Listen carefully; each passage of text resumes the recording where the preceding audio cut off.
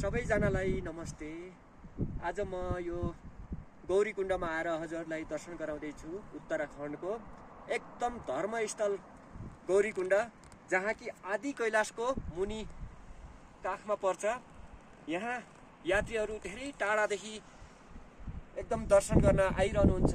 यति बेला बाटो अवरुद्ध भएको कारण यहाँ आउन सक्नु भएको छैन र अब 2-4 दिनपछि बाटो खुल्दा यहाँ यात्रीहरू धेरै आउनुहुन्छ, दर्शन गर्नुहुन्छ, मनकामना इच्छा पूरा गर्नुहुन्छ, माग्नुहुन्छ, जानुहुन्छ हैन। र यसै गरी देख्नुहुन्छ कुण्ड, जहाँ पार्वतीले स्नान गरेको जग्गा हो। एकदम रमणीय छ। यहाँ घुम्नलाई एकदम आनन्द लाग्दो जग्गा। पहाडहरू एकदम कुदे जस्ता पहाडहरू, जता हेर्यो त्यतै राम्रो हैन। र माथि देख्नु सक्नुहुन्छ है आदि कैलाश। ल हेर्नुस्, टाढाबाट हजुरहरूले दर्शन गरे पनि मनको इच्छा पूरा हुन्छ अरे। र हजुरहरूले पनि यो भिडियो हेरेर आदि कैलाशको दर्शन गरिदिनु होला, गौरीकुण्डको दर्शन गरिदिनु होला। र यो मेरो भिडियोलाई हेरेर लाइक, कमेन्ट अनि युट्युबमा सब्सक्राइब गरिदिनु होला। र यसै गरी म जहाँ गए पनि हजुरहरूलाई यस्तै भिडियो बनाएर म दर्शन गराउने छु र हजुरहरूले पनि दर्शन गर्नु होला।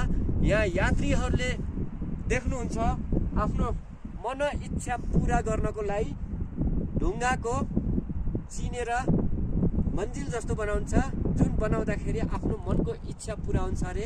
भने जस्तो महल बनाउन सकिन्छ अरे भनेर बुझिन्छ है।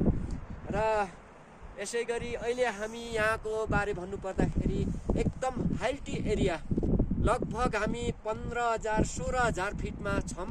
र यहाँ अक्सिजन अलिक कम भएको कारण बोल्नलाई, चल्नलाई अलिकति दिक्कत आइरहन्छ है। र यहाँ मौसम टेम्परेचर पनि एकदम चिसो भएको कारण एकदम मलाई जाडो भइरहेको छ।